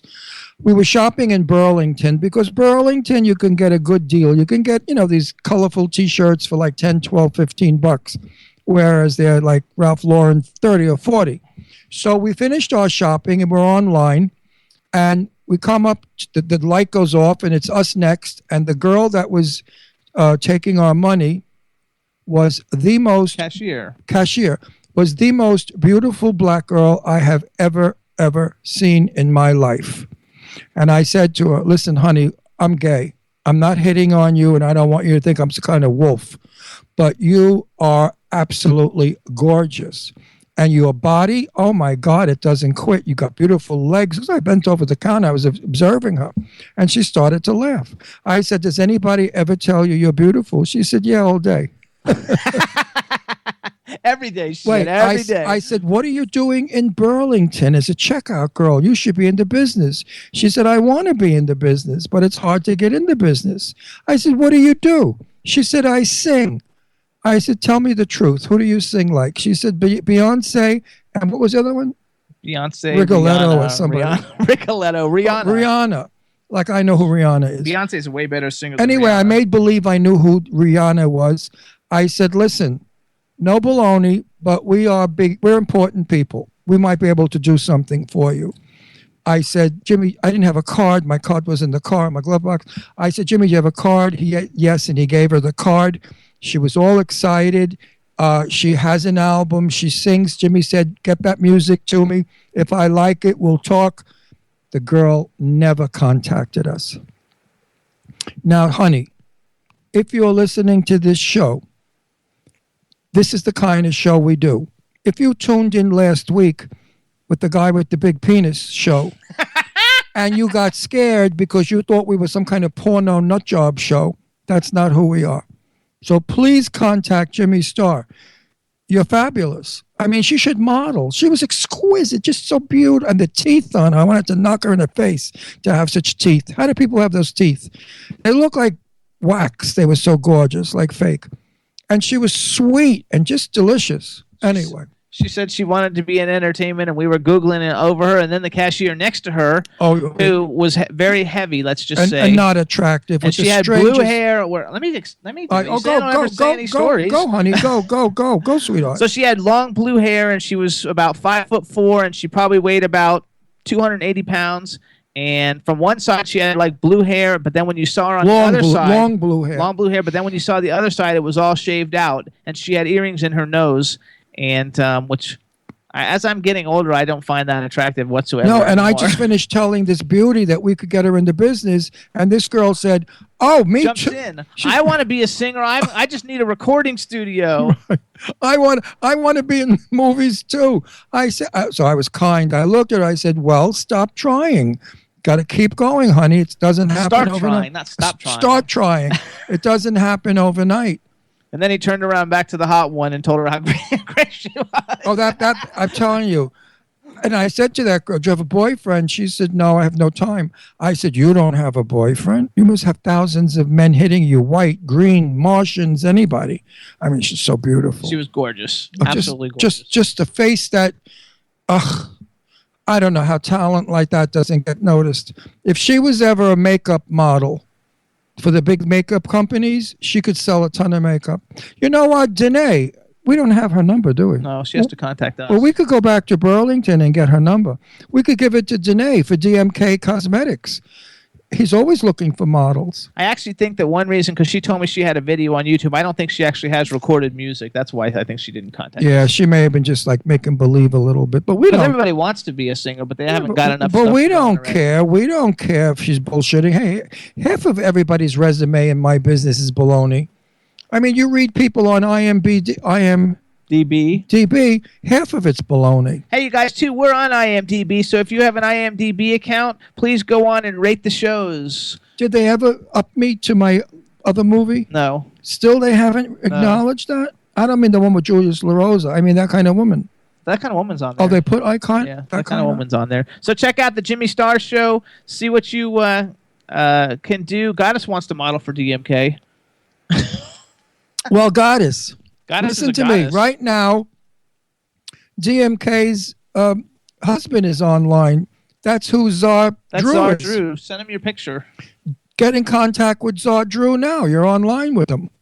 Or on Twitter, everybody. Also, you guys, we should, since we've got some time to kill, and there's so many great people that follow and help promote the show, we should get everybody to help follow and promote them on social media, especially Twitter, since that's the big push. So follow at _ Goddess 111, I think, for Goddess. If you want to hang out with Goddess, you can follow Czar Drew, CZARDRUE on Twitter. You can follow Zarina Liz Lauren on Twitter. You can follow Ron Russell Show on Twitter. You can follow Jimmy Star, Dr. Jimmy Star on Twitter, or Jimmy Star Show. Jimmy, when did you become a doctor? I've been one forever. I've often wanted to ask you that doctor I went to thing. school. To be a doctor? What kind of doctor? Doctorate of education. So you're a doctor of education? Yeah. Yeah? Yes. Means you get a master's degree and then you go get a doctorate. You have a master's degree? Yes. When did you get the master's degree? In 1989. You never told me you had a master's degree. Oh, well. Jimmy, your face is getting red. No, it's not getting Jimmy, you look like you're making that I'm not up. making it up. You can Google it. You really have a master's degree? Honey, I graduated sixth in my class. So how come I'm smarter than you? Oh, yeah. Okay. Because you are, honey. Because you're just the smartest person. Also, at Stars Now UK. I always forget Ginger Irish, but I think it's Ginger Irish Official or Irish Ginger Official. I have to look that one up and see what it is real quick. And, I'm highly, educated. Something really does happen to you when you get to be 70. It's Irish Ginger OFFI if you follow Irish Ginger on Twitter, you guys. At The Aquarius View, at Lady Lake Music, at Lady Lake Jen. Follow all these people and network, you guys. Lots of great opportunities can come your way, and you just meet a lot of really cool people. As I was saying, when you get to be 70-ish, you really do want to give back. When I was young, I used to think of these older actors saying, I'm going to give back, I'm going to give back. I'm going to say, they're so full of crap.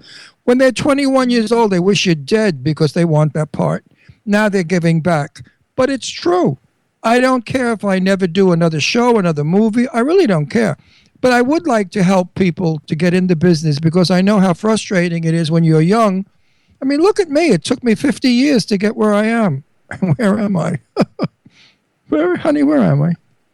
You're on the Jimmy Star Show, the #1 web show in the world, talking to all the cool people. That's where I am, and that's a very, very good place to be. There you go. Next to my love. So, Chad, next to my love of my life, my sweetie pie. Chad, how did you come up with the name Guest Devansh? Who? Devansh or Devansh. Chad? Looking up Indian names. Looking up what kind of names? Indian. Oh, Indian names. Oh. Why, you're Indian now? Sure. What this coldies in Indian? Huh? Ow. You lost me completely. And I'm sure you lost a couple of million people. What are we talking about here? I was talking about Chad's name in the chat room. What we're not talking about is butt waxing, okay? Yeah, we're not talking about butt waxing. So, ladies, they want me to talk Chad about brought it up. How many women get their rear ends waxed or bleached?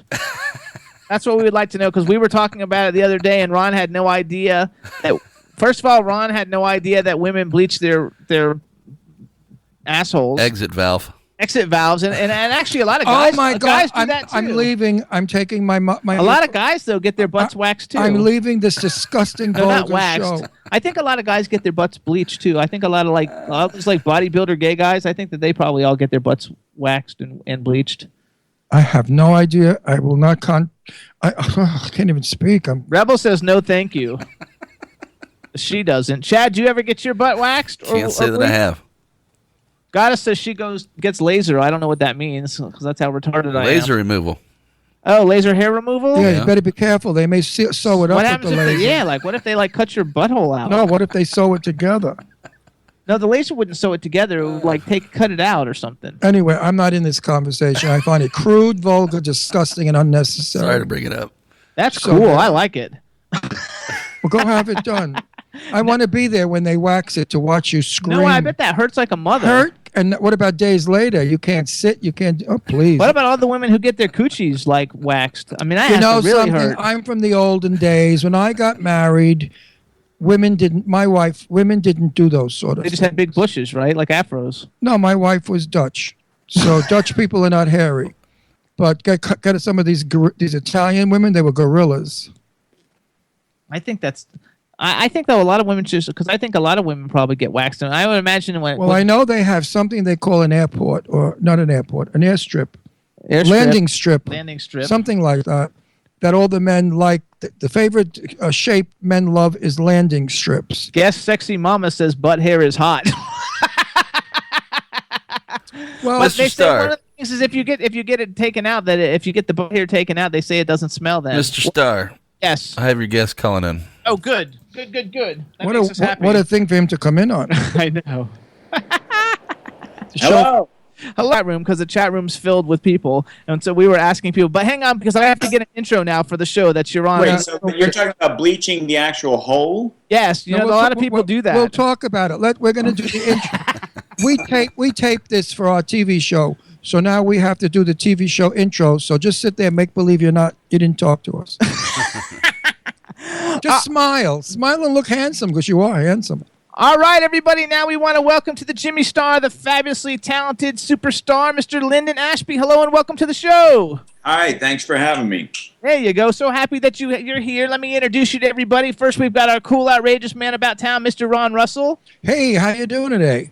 Good. How you doing? I'm doing great. We've got the man behind the boards, Mr. Chad Murphy. Brandon, thanks for joining us.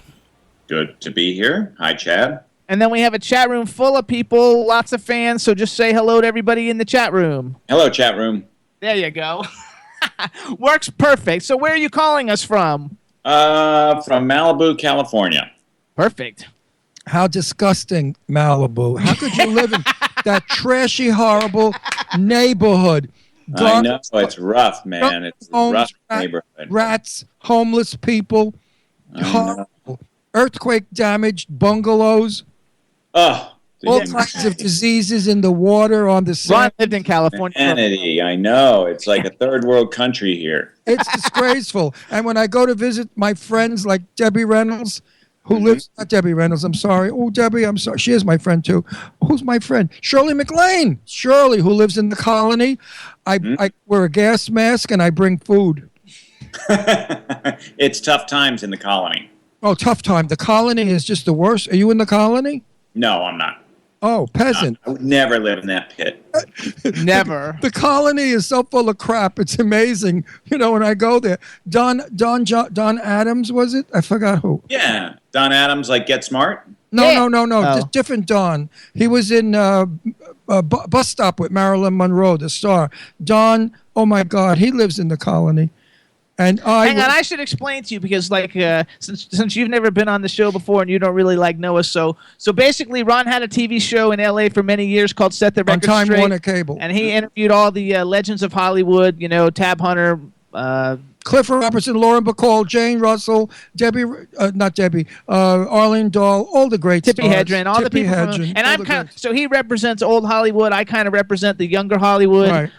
So I hang out with all the old bags. And I hang out with I'm in my 50s now, What so the I hang hell? out with the I have media. to get Don's name now because I mentioned. Well, not right now because we've only got 20 minutes. We've only got 20 why minutes. do we only have 20 Because minutes? it's 4:30 and the show ends in 20 minutes, You and we got gotta lots to be talk kidding. about. That's my bad because I tell you what, I looked at the 3:15 call-in time and didn't notice that it was East Coast. So that one's on me, guys. I apologize. We've had quite a few people do that. Jimmy, you have to be very specific that we're out of New York. not L.A. That's we'll okay. be in Hang on. L.A. soon. Yeah, we're moving to Palm Springs. We'll be in shooting from L.A. in a couple of months. All right, everybody. First of all, this is Linden Ashby. You guys can follow him on Twitter at Linden Ashby. You can follow him on Instagram, Linden_Ashby.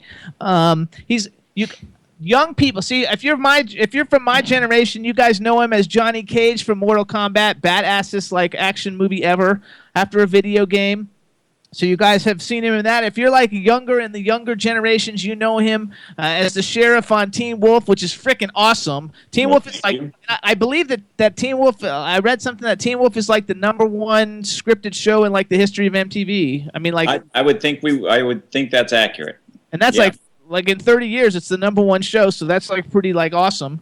And well, what's cool is that Russell Mulcahy, who is an executive producer and directs a lot of the episodes. He directed the first music video on MTV. Oh, that's cool. So that's pretty full circle. That's very Anyway, full I out of respect to Don Murray. Don Murray, there you go.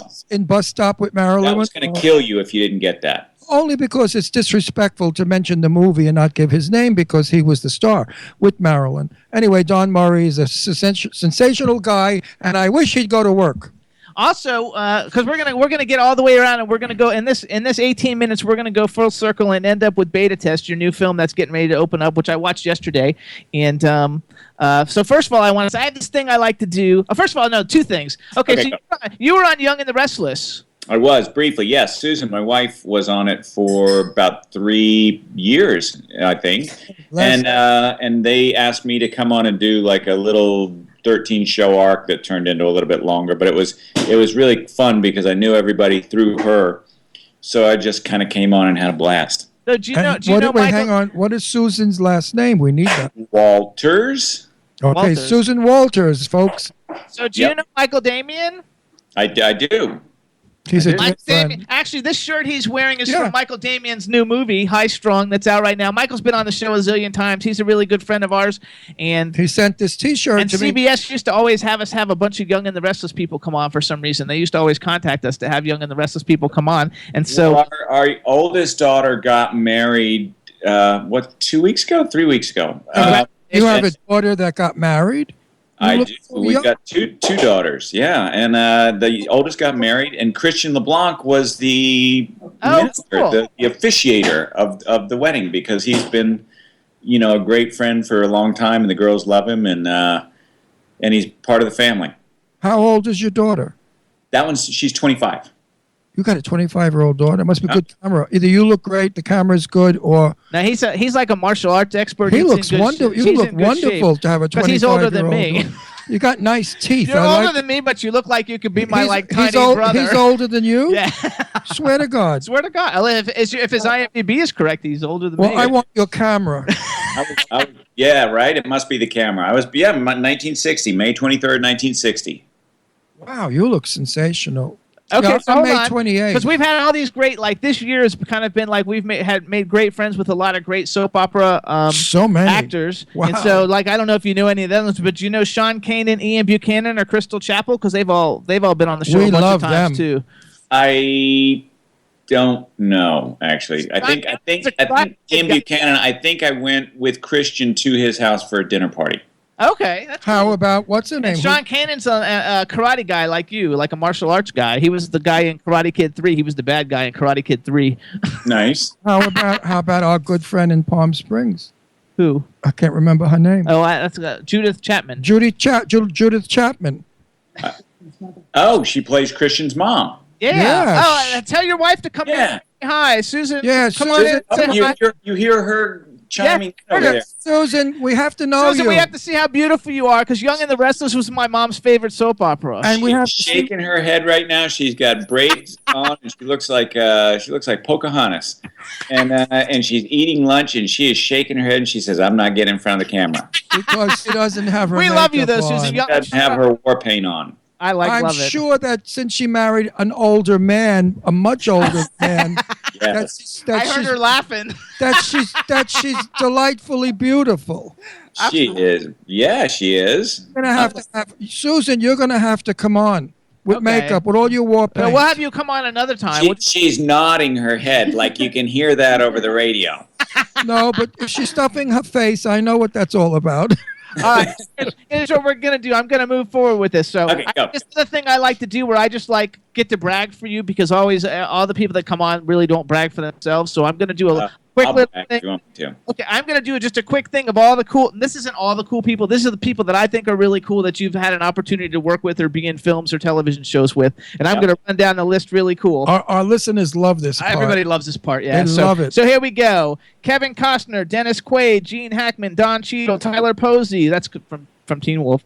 Brian Krause, William Moses, Keith David. Brian Krause has been on the show. Brian Austin Green, Kellen Lutz, David Duchovny, Demi Moore, Mila Jovovich, Ali Larder, Amber Heard, Peter Jason. He's been on the show. Ben Kingsley, Gwyneth Paltrow, Robert Downey Jr., Alexandra Paul. She's been on the show. You did a bunch of movies with her. Yep. Charles Durning, Christopher Lloyd, Paul Bettany, William Sadler, Kurt Fuller. He's been on the show. Brett Rice has been on the show. Oh, I love Michael Brett. Madsen, Mark Harmon, Steven Seagal, Joe Manganiello, Christopher Lambert, Jeff Fahey, Scott Glenn, who is a nephew of one of Ron's best friends. My best friend's nephew. Anthony Michael Hall, who's been on the show. Karen Black, Doug Jones, we just had on the show. J.R. Bourne, Dylan O'Brien, Luke Perry, who's one of my favorites. Betty Buckley, Joe Beth Williams, Isabella Rossellini, Bill Pullman, Mark Harmon. I think I said that. So anyway, that's my list of all your people. You know what? Mark Harmon's so cool. You can mention him twice because he's probably one of the all-time best guys that in the world.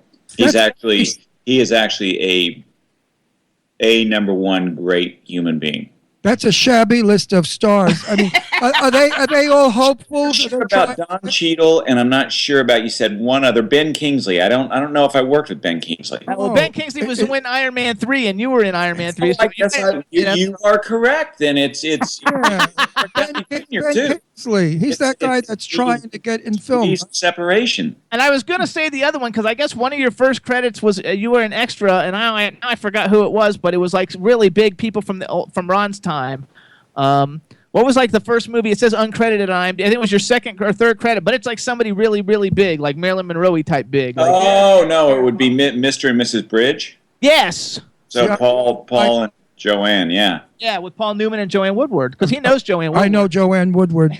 She's a sweetie pie. I love her very much. She is. And she's very, very, well, I met her so many years ago with Paul. They were madly in love, and then they married, and she was just the most, just wonderful. And then when Paul passed away, she just evaporated inside. So she will never, ever get over him. Okay, Ever. so which is terrible, but That's so you have that list. Love You have- somebody like that. That's right. Well, they were born together. You know, they didn't marry. They were just born together. I mean, that love affair. Oh, when they met on Long Hot Summer, forget about it. Okay. Oh, So you they lived in the Village, downtown in Greenwich Village, and that's how I knew them from the Cherry Lane Theater. And nice. I didn't know him. I knew her. Yeah.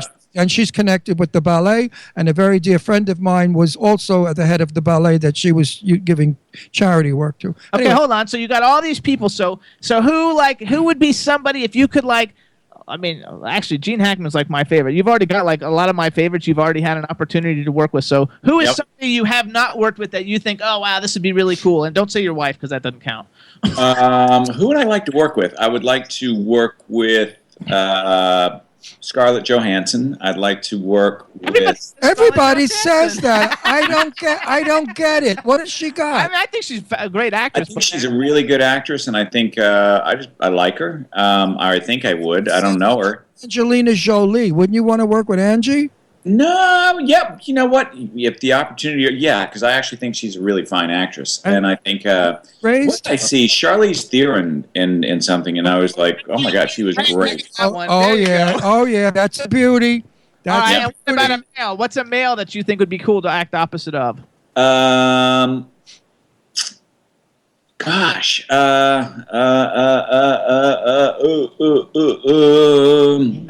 about it, and we'll come back. I want to work with Denzel. Okay, that's good. Denzel All right, here's who I want to work with. I want to be in a gay movie where two guys are shipwrecked on an island. And Yes. they find each other and start to make love, and that's Kevin Costner. You and Kev? What? Yeah, he likes Kevin. Yeah. Oh, I think Kevin Costner is the Fantastic. sexiest guy in the world. He is so totally sexy. But I've inquired. You know what? And he is. I can tell you, he is he is so charming in real life, and so effortlessly charming and sexy, and it's like sometimes you get a glimpse of it in a, you see it in films, but in real life it's turned up to 11. He's boyish. He actually played Kevin Costner's brother in Wyatt Earp, right? Weren't you the brother? I did. Yes. I did. See, I would have played that, but except it would have been, where I make out with him.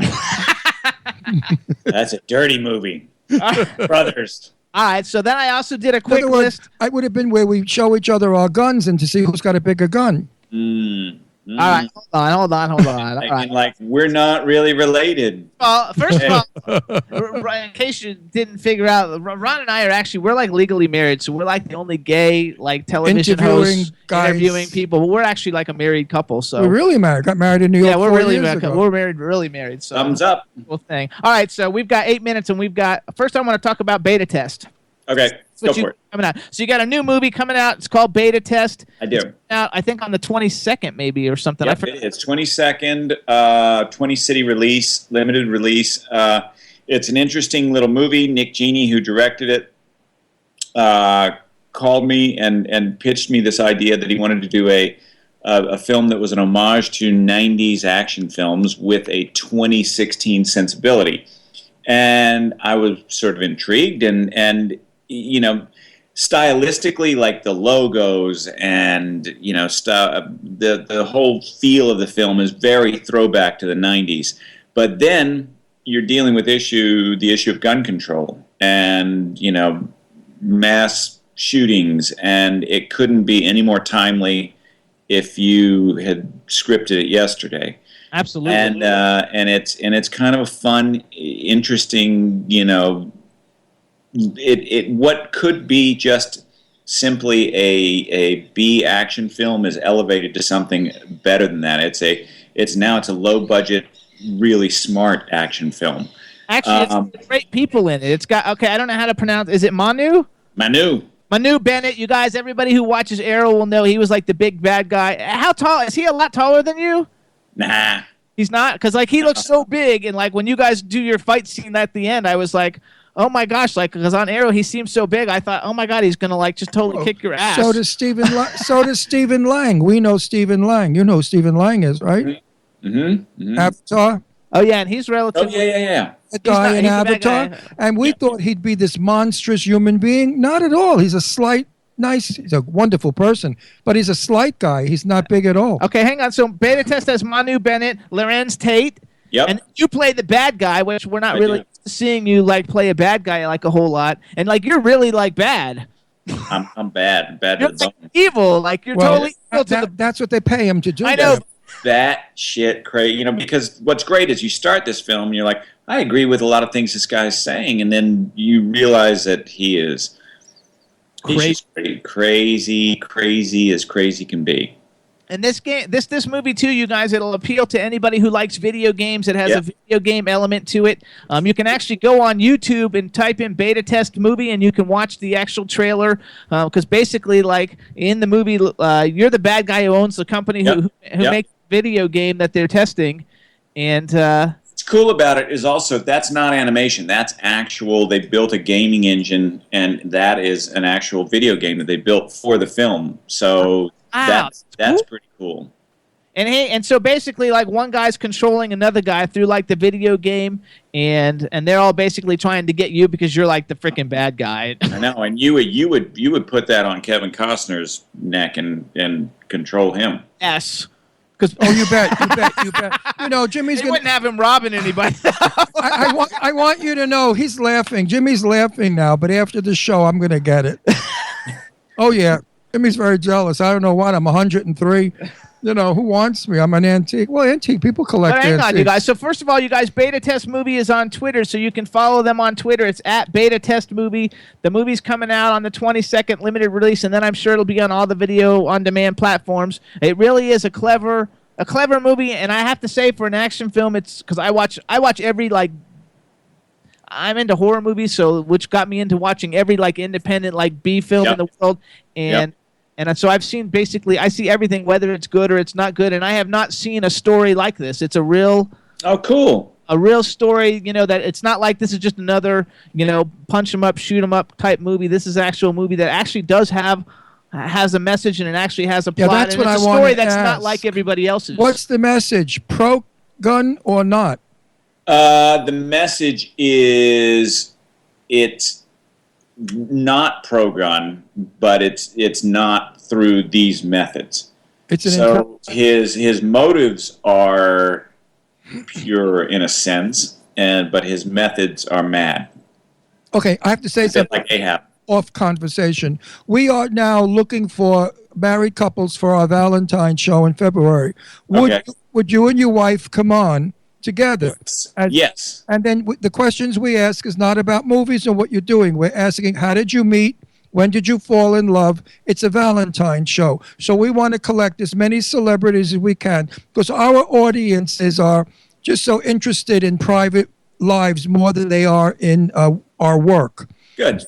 Yeah, we would absolutely do that. So we'll give everybody like a 10-minute segment throughout the 2-hour show, and we're going to have on all big names. I mean, like you guys. And you're going to know him. We're going to have Michael Damian and his wife. And we're going to have Stephen Lang and his wife. She's a fabulous designer for Hollywood. We're going to have on a whole bunch of really incredible people. He said yes. We'll get him. I know.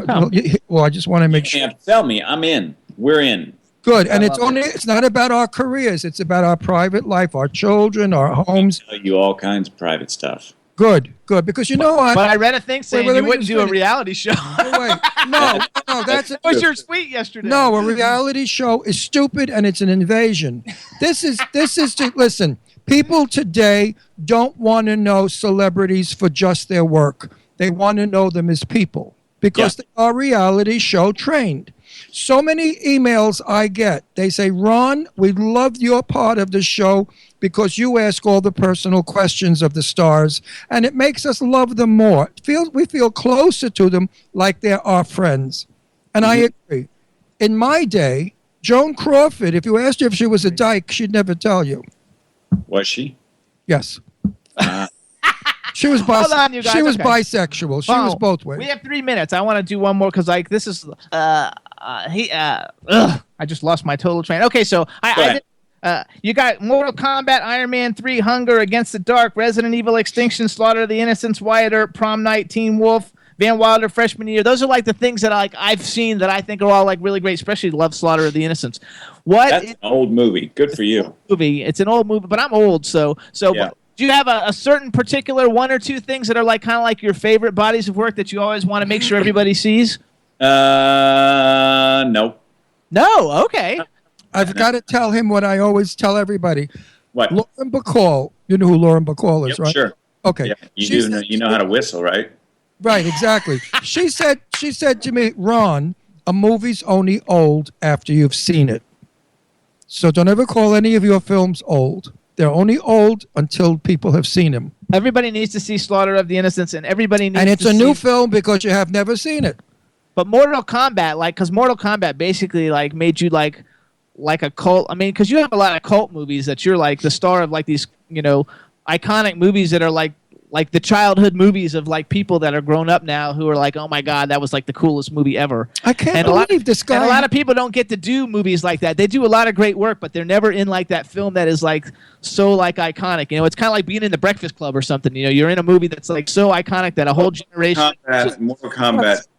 Wait. Touched a lot of people and a lot of generations, but it was a huge pop phenomenon, a cultural phenomenon. And it still is, and I've still got people that are like, Johnny Cage, dude, what's going on? And Melrose Place was very much like that as well. I really thought, I love it. I don't know what it is. I thought you were like 28 years old. That's why I was fascinated when I heard you need to put on glasses. No, maybe I do, but you look how young you look. He looks maybe young. it's a wonderful camera. Just came in from surfing, and I'm red-faced and just got out of the shower, and they were like, hey, get on right now. And I'm like, all right. I got chicken salad that I'm about to start eating. That's okay because we're done. We've got like 1 minute. Let me just tell everybody. I just want to know, what year did you start in the business? Seriously. Well, I went to the Neighborhood Playhouse, which is in New York, where Joanne Woodward went. Right. I went there in 1981. I moved to the city, graduated in 83, and started as a professional actor. Right. How well did you know Joanne? Well, Very well. yeah. And you knew how gentle she was. Yep. She's on my Facebook page. She's still gentle. I love her. All right, everybody. So listen up. This is Linden Ashby. Follow him on Twitter at Linden Ashby. Check him out on Instagram, Linden_Ashby. Make sure to go see Beta Test when it comes out. It's on Twitter at Beta Test Movie. Check out all his work. He's fabulous. We want to thank you for getting out of the surf and coming on the show. We really appreciate it. We feel sorry that you had to surf. Poor thing. We will be in touch. Tell your beautiful wife we said hello. See you Valentine's Day. I will. Yeah, Valentine's Day. It's a date, okay? Absolutely. Well, you know, we're on Wednesdays, so it'll be, I don't know what day Valentine's falls on, but it'll be the Wednesday before Valentine's Day. Okay, well, you got to send me a reminder. Well, I will send you a reminder. We're don't sending worry. notices out to everybody. We're booking way in ahead. So say hello. Thank you so much. We want to thank October Coast for setting this whole thing up and for them getting in touch with you to come on with the Eastern Time. We appreciate it. And we'll see you soon. My And bad. good luck with everything Okay. you got Thank going. Terrific. Thank you. And I guys. love your name, Take care. Linden Ashby. What a beautiful name. Is it really your name? Yeah, I'm Clarence Linden Garnet Ashby the Third. I'm the third, too. That's too much. I like Linden Ashby. I always liked my dad's name, which was Garnet. It's So a that was beautiful good. name, Linden. Thank Very you. Nice name. Bye, Take everybody. care. Enjoy your chicken salad. All right, everybody. Thank you so much for tuning in, everybody. Hope you had a good time. Next week, we're going to have on Air Supply. It's going to be a great show. Chad, thank you so much. Everything is fantastic. Later, fellas. But let me know if you like me this way, clean and intelligent. We'll ask CBS. You weren't really that clean. Yes, I was. Jimmy, I didn't say anything dirty. I didn't. He stayed pretty clean. They loved it in the chat room. They said, all saying great show. Peace out. I was like a angel virgin. You need Jimmy Star, Jimmy Star. One day I was walking down the street.